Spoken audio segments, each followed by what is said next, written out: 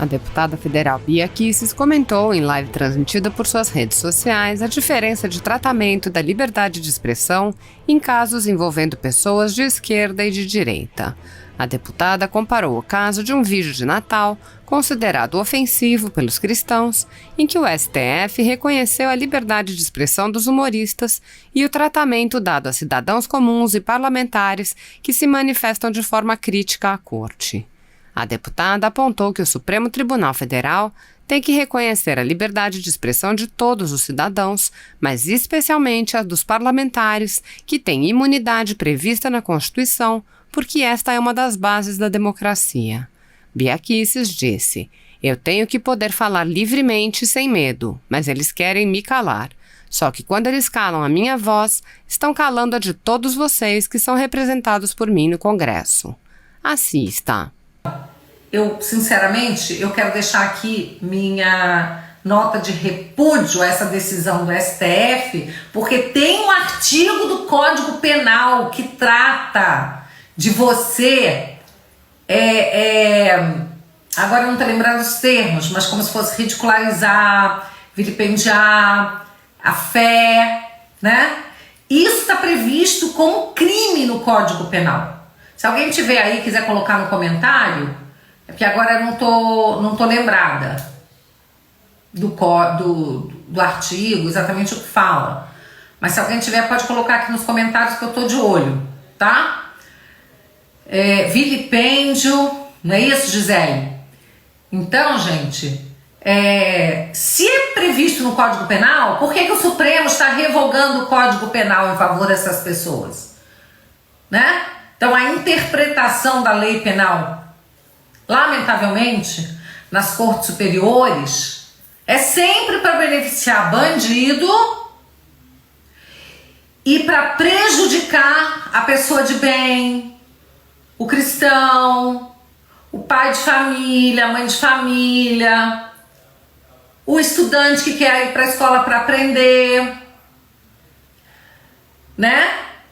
Agora, bandido tem todos os direitos garantidos. E a liberdade de expressão para vilipendiar crença, objeto de fé, aí liberdade de expressão. Agora, para reclamar de ministro supremo, parlamentar, que tem mais do que liberdade de expressão, é o artigo 208, escarnecer de alguém publicamente por motivo religioso. Deixa eu ver se eu consigo pegar aqui, peraí. Artigo 208 do Código Penal. Obrigada, Evandro. Escarnecer de alguém publicamente por motivo de crença ou função religiosa, impedir ou perturbar cerimônia ou prática de culto religioso, vilipendiar publicamente ato ou objeto de culto religioso, pena, detenção de 1 mês a 1 ano ou multa. Então isso é crime, queridos. É crime. Mas o Supremo entendeu que isso não é crime, que isso é liberdade de expressão. Agora, eu criticar uma decisão de um ministro, ou 2 ou 3 do Supremo, eu que, além de ter liberdade de expressão, tenho uma coisa chamada imunidade parlamentar, que é seríssimo, está no artigo 53 da Constituição, e é a base da democracia, porque se o representante de vocês no Congresso não puder falar tudo, sem medo, falar o que tá aqui, né, engasgado na garganta da gente, o que a gente pensa. Eu, quando falo representando milhões de brasileiros, pelo menos os 86.415 eleitores que votaram em mim, eu sei que eu represento. Só que, como eu tenho esse tanto de seguidores e que falo, Bia, eu moro em São Paulo, eu moro no Amapá, eu moro no Acre, eu moro em Minas, eu moro em São Paulo, no Rio, eu moro no Rio Grande do Sul, você me representa, eu queria votar em você, então eu sei que eu represento muito mais do que isso, eu represento milhões de brasileiros. Eu tenho essa convicção porque eu tenho esse retorno de vocês. Então eu tenho que poder falar livremente, sem medo, mas eles querem me calar. Eles querem me calar. Só que quando eles calam a minha voz, eles estão calando a de todos vocês que são representados por mim no Congresso. Agora, o outro aí, o engraçadinho da porta dos fundos, Nossa, esse pode tirar sarinho da fé cristã, que isso é liberdade de expressão. E então eu vou continuar criticando as decisões do Supremo. Tá? E não é porque eu quero fechar Supremo, porque eu sou contra a instituição, não. É porque eu quero ter um Supremo que cumpra com a sua função constitucional, porque eu respeito a função constitucional do Supremo Tribunal Federal e não respeito quando essa função é descumprida. E como parlamentar, não tem só o direito de falar, eu tenho obrigação de falar. Porque se eu me calo, é a população que está sendo calada. Bom, bola pra frente, a gente precisa desabafar de vez em quando e falar assim, ó, na cara limpa com todos vocês. Falar o que tem que ser dito. Vamos lá.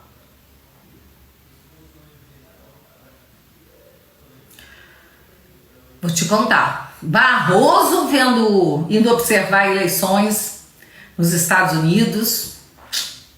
Isso não me tranquiliza, não. Vamos lá. Ok.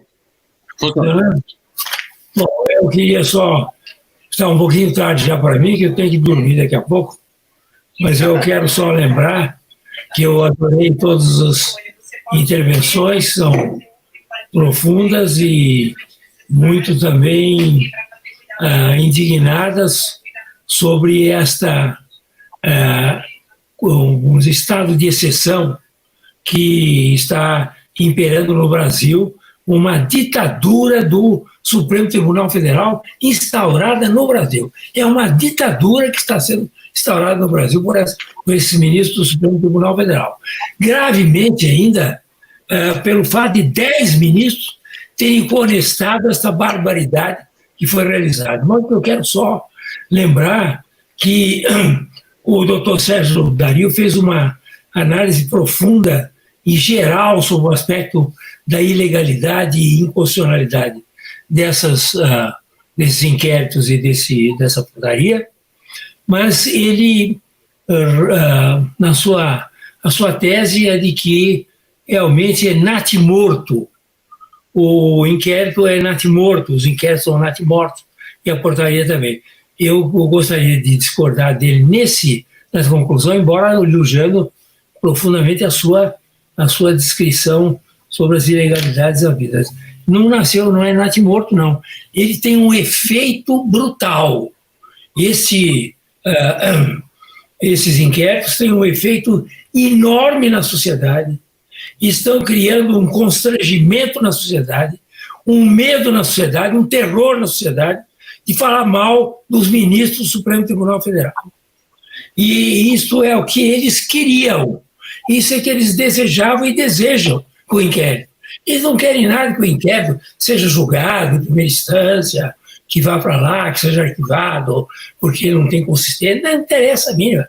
Interessa que eles, ao prorrogar 6 meses, não prorrogando, agora com o aval de 10 ministros, eles vão prorrogar, é para criar o terror na sociedade, criar o estado de exceção que eles estão criando na sociedade. Esse é o objetivo. E, portanto, a questão aqui também, eu gostaria de elogiar muito todos os que falaram a respeito desse assunto, principalmente o doutor Greco também, que foi muito claro na sua posição. E eles não é uma questão, não é um inquérito político, é um inquérito de autodefesa de todas as barbaridades que eles fazem, certo? Eles não querem ser criticados porque eles fazem barbaridades, hora para um, hora para outro. Uma hora eles vão lá e acabam com o COAF, congelam o COAF. Depois, outra hora, eles atacam o presidente da República. Outra hora, eles atacam o PT. Outra hora, eles atacam o Centrão. Quer dizer, eles vão de acordo com os interesses do momento, interesses políticos dele. De modo que não é uma política feita a esses inquéritos, não tem a finalidade só de atacar o governo atual. atacar quem vier, conforme as convidências. O que eles querem é se autodefender, dizer, nós vamos criar todas as arbitrariedades e dominamos o país, porque eles dominam, o Supremo Tribunal Federal domina o país hoje, manda o país, dominação, aí no sentido bem político da palavra, dominam o país, tá certo? E não querem nenhuma crítica. E quem criticar, como foi muito bem explicado aqui pelo Paulo Faria, quem criticar, tá certo? É preso e usa com tornozeleira, tá certo? E usa o que precisar, porque realmente é um jeito que não pode ser criticado. É um Estado muito pior que o AI-5. Eles falam, eles querem voltar com o AI-5, eles vão perder. Eles estão praticando o AI-5. Esses inquéritos são um AI-5. Qual é a diferença deles com o AI-5? Pelas arbitrariedades, pelas violências que eles fazem contra as suas vítimas. Eles, vítimas, criam vítimas, tá certo? Porque não pode dizer absolutamente nada das coisas que esses ministros fazem com as suas famílias.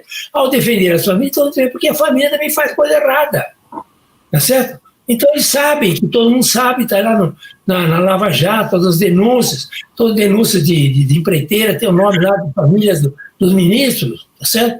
Então eles não querem isso, eles querem criar o terror no Brasil. Nós temos no Brasil hoje um estado de exceção por causa desses inquéritos e dessa portaria. É essa a realidade. E eles vão em frente. Eles vão agora prorrogar por mais 6 meses, daqui a pouco prorrogam por mais 6 meses, e assim vão até o fim do mundo, porque é um inquérito do fim do mundo mesmo. Então eles vão até o fim do mundo fazendo esse tipo de arbitrariedade contra a sociedade brasileira. Nós não temos mais um Estado democrático no Brasil. É conversa fiada. O Estado democrático brasileiro está suspenso, pelo menos. Não, há uma suspensão do Estado democrático de direito no Brasil enquanto viger esse tipo de conduta e de inquéritos e portarias do Supremo Tribunal Federal. Deixa eu só acrescentar uma coisinha aqui. A turma tá agoniada querendo solução, não é? Eu estou vendo a galera toda aqui mandando mensagem, qual é a solução, qual é a solução, qual é a solução? Eu vou até submeter uma solução a vocês, eu posso estar um pouco louco, né, com tudo que está acontecendo, mas a nossa única alternativa não é contar com o Senado, porque a gente sabe que ali é uma troca, né, de gentileza. Então, quer dizer que aí eu particularmente, junto com o senador, né, que começou o mandato ano passado, nós propusemos o impeachment do Gilmar Mendes, e obviamente que isso não vai andar, né? Então, nós temos que ter, na verdade, mecanismos populares para que a coisa funcione. Então, a minha sugestão, já que a gente tem que ter uma sugestão, a minha sugestão, primeiro, nós temos que fazer uma PEC, um projeto de emenda à Constituição, prevendo uma iniciativa popular, obrigando o presidente do Senado a colocar em pauta os processos que digam a respeito aos impedimentos dos ministros do STF. Porque se não for assim, nós não temos os projetos de iniciativa popular para as leis, por que a gente não pode obrigar ao chefe do Congresso Nacional, ao chefe do Poder Legislativo a fazer isso? Porque eles estão lá, eles são nossos representantes. Eles não são nada mais, nada menos do que nossos representantes. Mas de representantes eles não têm absolutamente nada. Então eles fazem aquilo que é do interesse deles, não do que é do interesse do povo. Então, primeira solução, nós temos que consertar a Constituição para colocar um meio, um instrumento na Constituição para que a gente possa efetivamente colocar, para que o povo possa efetivamente julgar os ministros do Supremo Tribunal Federal. Segundo, me explica como é que funciona o sistema de freios e contrapesos com o Supremo? Cadê o checks and balances? Cadê aquilo que a gente fala tanto em faculdade, que a gente fala tanto em evento? Isso não faz de conta. Não existe o sistema de freios e contrapesos. A gente sabe disso, né? O Supremo controla todo mundo, mas ninguém controla o Supremo. Então, o que nós temos que fazer? Nós temos que também ter um projeto de emenda à Constituição criando uma corregedoria especial para o Supremo Tribunal Federal, não compostas por ministros do Supremo. Ou seja, tem que ser pessoas alheias ao Supremo Tribunal Federal. Aí sim, a gente vai começar a ter um sistema de freios e contrapesos. Ou seja, 5 pessoas escolhidas, 5 juristas renomados, escolhidos das instituições OAB, Ministério Público, Magistratura, Congresso, não importa. Mas que esses 5 sejam isentos, não façam parte da Suprema Corte e possam, inclusive, afastar os ministros. Todos nós passamos por corregedoria. Eu já respondi vários processos da minha corregedoria. Quem trabalha responde processo da corregedoria. Então, assim, às vezes os amigos, né, que são novos do BP vêm reclamar comigo, Rogério, né, tem uma representação contra mim. Eu falei, amigo, seja bem-vindo à família, é assim que funciona. Então, a gente tem que se explicar com a sociedade. Então, por que eles não se explicam? Então, na minha sugestão, para acabar com a agonia da galera aqui toda que está perguntando quais são as sugestões, na minha concepção, são 2 projetos de emenda à Constituição. Um, efetivamente, fazendo essa iniciativa popular, né? Para que o presidente do Senado, se ele não cumprir com o papel dele, porque ele é prevaricador, porque ele não cumpre com o papel, tem inúmeros pedidos de impeachment no Senado. Por que isso não se coloca em pauta? Ou seja, quer dizer que as vozes dos senadores não valem absolutamente nada?